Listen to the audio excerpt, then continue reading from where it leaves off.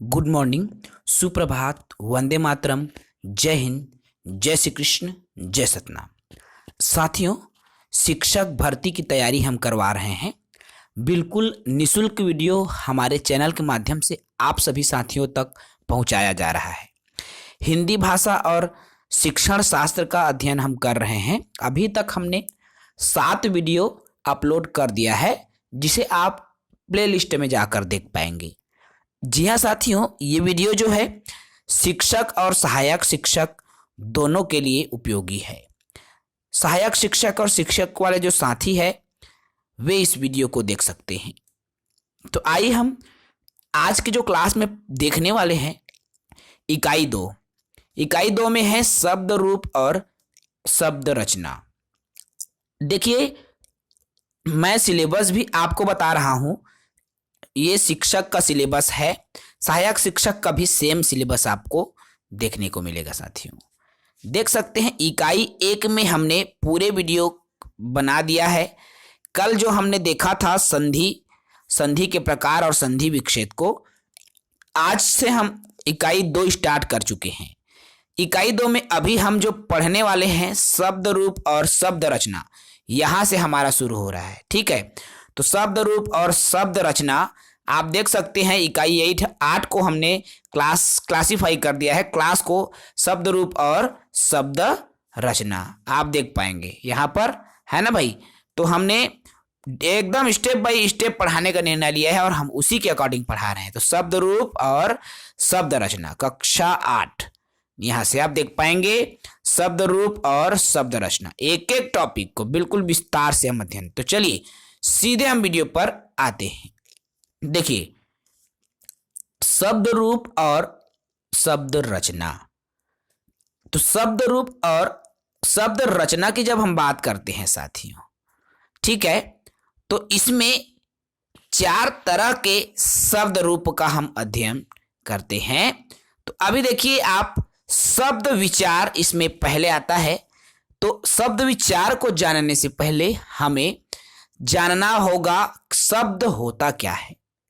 ठीक है, आखिर ये जो शब्द है वो क्या है।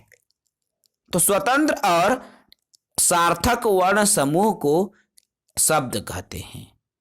एक स्वतंत्र और सार्थक वर्ण जो समूह बनता है, अर्थात जब कई सारे वर्ण मिल करके एक समूह का निर्माण करते हैं, तो वह क्या कहलाता है, आपका शब्द कहलाता है। जैसे देखो, क, धन, म, धन, ल। अब ये 3 शब्द मिला थे संगवारी हो, और ये तीनों मिल के का के निर्माण करा थे, कमल, है ना भाई। तो जब सार्थक वर्ण समूह एक समूह बनाया, तो ये समूह क्या बना, कमल बना, है ना भाई। तो यही क्या कहलाता है, आपका शब्द कहलाता है। क्लियर है। अब देखो इसमें शब्दों का वर्गीकरण क्या है। अब ये शब्द है, उनका वर्गीकरण साथियों 4 आधार पर किया गया है। इन्हीं 4 आधारों को हम पढ़ने वाले हैं, लेकिन एक एक वीडियो में हम एक एक क्लास लेंगे। 4 वीडियो रहेगा, 4 क्लास चलेंगी। ठीक है, तो देखो अब कौन कौन से आधार पर होगा। तो आपका आता है इसमें विकास या उद्गम के आधार पर। ठीक है, विकास या उद्गम के आधार पर आपका पहला। दूसरा आता है उत्पत्ति या रचना के आधार पर। तीसरा आता है अर्थ के आधार पर, और चौथा आपका आता है साथियों प्रयोग के आधार पर। ठीक है, तो इस तरह से ये 4 है, विकास या उद्गम के आधार पर, उत्पत्ति या रचना के आधार पर, अर्थ के आधार पर, और रूप विकार या प्रयोग के आधार पर। अब इन चारों के आधार पर कितने कितने प्रकार होंगे आप देख पाएंगे। यहां पर हमने पूरा डिटेल से कर दिया है। विकास के आधार पर सबसे शुरू था, तो विकास के आधार पर 5 तरह के शब्द होते हैं। क्या क्या है, तत्सम, तद्भव, देशज, विदेशज और संकर शब्द। ठीक है, विकास के आधार पर कितने होंगे साथियों? तो विकास के आधार पर 5 तरह के शब्द होंगे, तत्सम, तद्भव, देशज, विदेशज और संकर शब्द। इनको डिटेल से कल के सेशन में पढ़ेंगे। ठीक है, अभी मैं केवल परिचय दे रहा हूं साथियों। उसके बाद दूसरा शब्द देखिए, इसमें क्या है, उत्पत्ति या रचना के आधार पर। अब उत्पत्ति या रचना के आधार पर ये 3 प्रकार का होगा। ठीक है ना? क्या क्या 3 प्रकार है? रूढ़ शब्द, यौगिक शब्द और योग रूढ़ शब्द। ठीक है, रूढ़ शब्द, यौगिक शब्द और योग रूढ़ शब्द, ये उत्पत्ति या रचना के आधार पर है। अब इसके बाद में आता है आपका तीसरा, अर्थ के आधार पर। देखो, अर्थ के आधार पर आपका 2 है। अब ये क्या क्या 2 है साथियों? तो एक तो आता है आपका सार्थक शब्द और दूसरा आता है आपका निरर्थक शब्द। ठीक है, सार्थक शब्द अर्थात एक जिसका सार्थक अर्थ निकलता है, निरर्थक जिसका सार्थक अर्थ नहीं निकलता। पूरा हम बाद में पढ़ेंगे इसको विस्तार से, प्रतिदिन की हमारी क्लासेस चलेगी। ठीक है साथियों, अब देखो इसमें चौथा, तो चौथा है रूप विकार या प्रयोग के आधार पर। अब रूप विकार या प्रयोग के आधार पर 2 प्रकार का होगा। क्या क्या 2 प्रकार होगा? आप देख सकते हो, विकारी शब्द और अविकारी शब्द। ठीक है, विकारी शब्द और अविकारी शब्द क्या होता है, हम इसको भी बढ़िया से पढ़ेंगे, डिटेल से पढ़ेंगे, विस्तार से पढ़ेंगे। ठीक है, तो साथियों बिल्कुल आप सभी अलर्ट रहें, भर्ती की तैयारी धीरे धीरे करके आप चलते रहें, अपनी क्लास जारी रखें। भर्ती आएगी, वैकेंसी आएगी, आपको एक पद लेना है और आप एक पद लेकर रहोगे। तो तैयारी करते रहें साथियों, सजग रहें, बेहतर पढ़ें, अच्छे से तैयारी करें, यही आपके लिए बेहतर है। ठीक है, तो आज की जो क्लास है उसमें हम एक सामान्य परिचय ही आप सभी साथियों को बता रहे हैं, जिसमें हमें पढ़ना है इन्हीं 4 के बारे में और इन्हीं चारों के आधार पर हम पूरे अन्य जो इसके प्रकार के अंतर्गत परिभाषाएं हैं उनको हम डिटेल से अध्ययन करेंगे, क्योंकि इनमें से आपके जो परीक्षा है साथियों, ठीक है, उसमें पूछा जाता है। उसके बाद जैसे ये तमाम क्लासेस ख़त्म होगी, हम MCQs की भी क्लासेस रखेंगे। ठीक है, देखिए वीडियो क्लासेस के बीच में भी बहुत सारे साथी पूछते हैं कि सर शिक्षक भर्ती आखिर आ क्यों नहीं रहा, क्या हो रहा है? शिक्षक भर्ती आखिर हो क्या रहा है, क्यों नहीं आ रहा? तो देखिए साथियों, आरक्षण ही एक सबसे बड़ा ग्रहण बन गया है हमारे शिक्षक भर्ती में।